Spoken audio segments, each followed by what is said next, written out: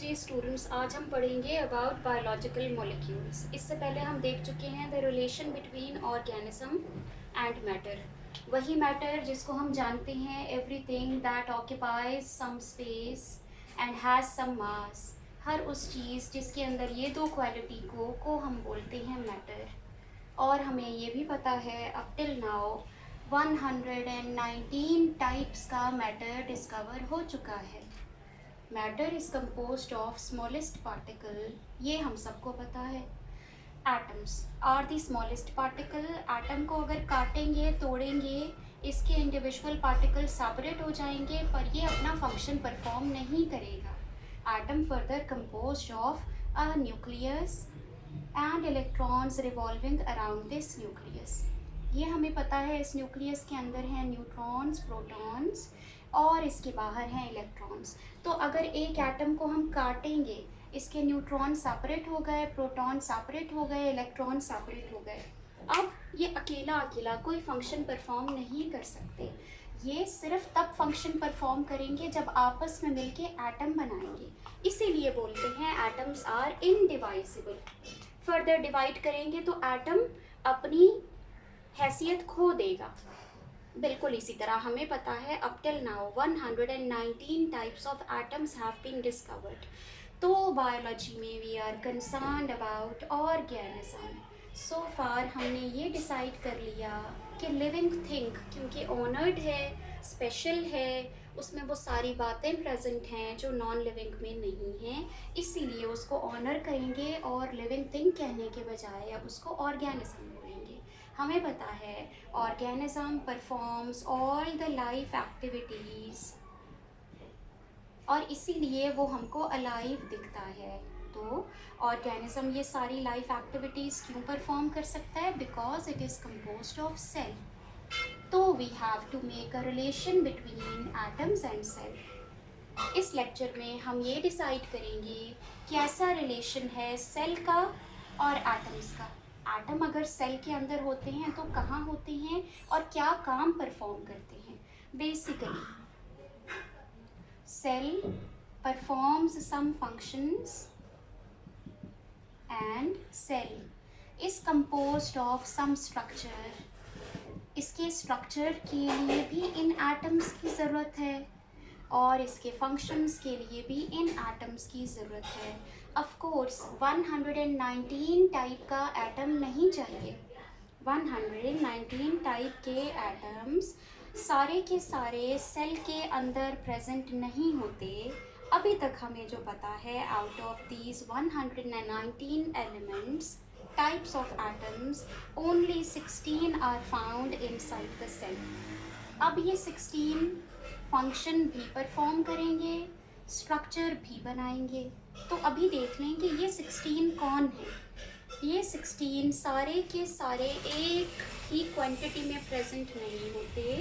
Depending upon इनकी कितनी quantity है, हमने इसकी दो कैटेगरीज बना दी, major elements and minor elements. वो एलिमेंट्स जो बहुत कम क्वांटिटी में प्रेजेंट हैं आर माइनर वंस, और वो एलिमेंट्स जो बार बार रिपीट होके स्ट्रक्चर्स बना रहे हैं, they are called major elements. Major are only 6, carbon, hydrogen, oxygen, nitrogen, phosphorus and sulphur. And so far minor कितने हैं? ज़रा पीरियोडिक टेबल अपने माइंड में रिफ़्रेश कर लें तो आपको याद आ जाएगा। ग्रुप 1, ग्रुप 1 से सोडियम एंड पोटेशियम, ग्रुप 2 से कैल्शियम एंड मैग्नीशियम। फिर ट्रांजिशन एलिमेंट्स पे चले जाएं तो जिंक, कॉपर एंड कोबाल्ट। और ग्रुप 7 पे चले जाएं तो हैलोजेंस में से आयोडाइड, क्लोराइड एंड फ्लोराइड। अब ये कितने बन गए?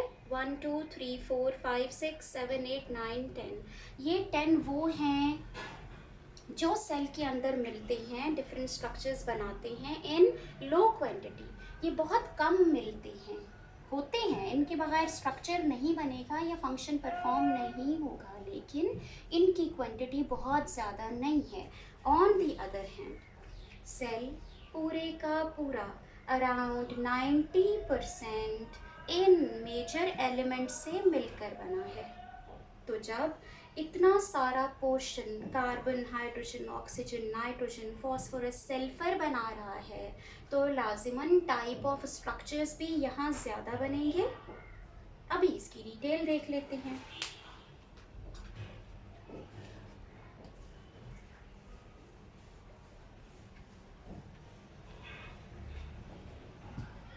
सो फार हमने क्या डिसाइड किया, 90% ऑफ द स्ट्रक्चर्स एक सेल के अंदर किससे मिलके बनता है, carbon, hydrogen, oxygen, nitrogen, sulphur और फॉस्फोरस। और क्या क्या इससे मिलके बनता है, depending upon their pattern and design हमने इन मॉलिक्यूल्स के नाम रख दिए। 90% स्ट्रक्चर इन 6 मेजर एलिमेंट से बनेगा। तो इनसे जो मॉलिक्यूल बनेंगे they are also called biological molecules. अभी देख लेते हैं। नंबर 1, सबसे ज़्यादा टाइप का बायोलॉजिकल मॉलिक्यूल जो कार्बन, हाइड्रोजन, ऑक्सीजन से मिलकर बनेगा, दैट इज कार्बोहाइड्रेट। फिर कार्बोहाइड्रेट के बाद number 2 position goes to proteins. Protein मिलके बनता है carbon, hydrogen, oxygen, nitrogen and sulphur से। Number 3 position goes to lipids, जिसको कॉमन लैंग्वेज में हम जानते हैं in the form of fats and oils. इनका साइंटिफिक नेम है लिपिड्स। तो लिपिड किस किस से मिलके बना, कार्बन, हाइड्रोजन, ऑक्सीजन, नाइट्रोजन और फॉस्फोरस से। सल्फर लिपिड्स में नहीं होता, कहीं कहीं पे होगा, वो बहुत माइनर क्वांटिटी में, तो सल्फर भी ऐड कर लेते हैं। ये 3 वो मॉलिक्यूल्स हैं which make up basically structure of the cell. ये वो 3 मॉलिक्यूल्स हैं जो सबसे ज़्यादा सेल का कॉम्पोजिशन बनाएगा। So they count for making construction of the cell. आप जिस रूम में बैठे हैं उसकी बिल्डिंग, उसकी कंस्ट्रक्शन कंक्रीट और ईंटों से हुई है, बिल्कुल ऐसे जिस सेल की हम बात कर रहे हैं उसकी कंस्ट्रक्शन इन 3 चीज़ों से हुई है।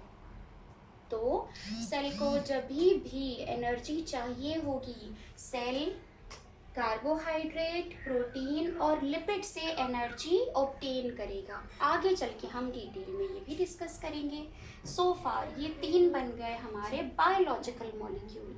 बकाया 3 वो भी कार्बन, हाइड्रोजन, ऑक्सीजन से मिलेंगे, तो they are called vitamins. Vitamins are also hydrogen and carbon compounds. They are composed of carbon, hydrogen, oxygen, nitrogen and sulfur and sometimes phosphate may be present. तो इन सारी चीज़ों से मिलके vitamins बनेगा। फिर सेल के अंदर जो चीज़ लाजिम है प्रेजेंट होनी चाहिए, हमने बोला अभी 10 काउंट किए हमने, calcium, potassium, sodium, magnesium, till हमने काउंट करके ले गए हम क्लोराइड्स तक। तो ये जो 10 माइनर एलिमेंट्स हैं they are counted as minerals. अच्छा, ये दोनों की ज़रूरत स्ट्रक्चर के लिए नहीं है, इन दोनों की ज़रूरत है for performing functions of the cell. इस बात को अच्छे से समझ लें।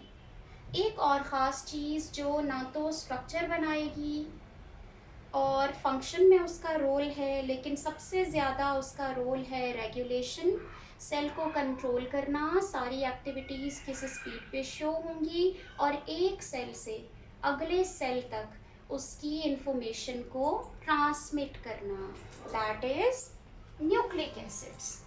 तो 1, 2, 3, 4, 5 हमारी 6th क्लास और आखिरी क्लास जो कार्बन और हाइड्रोजन से मिलके बनेगी इस nucleic acids. Nucleic acids are again composed of carbon, hydrogen, oxygen, phosphorus, that is all. सही। तो न्यूक्लिक एसिड्स क्या करेंगे, ना तो ये सेल का स्ट्रक्चर बनाएंगे, ना ही ये फंक्शंस में पार्टिसिपेट करेंगे। They are there for regulation, they are the monitoring heads. इनका काम है हेड क्वार्टर की तरह हर चीज़ को कंट्रोल करना, मैनेज करना, मेंटेन करना एक रेगुलर रेट पे।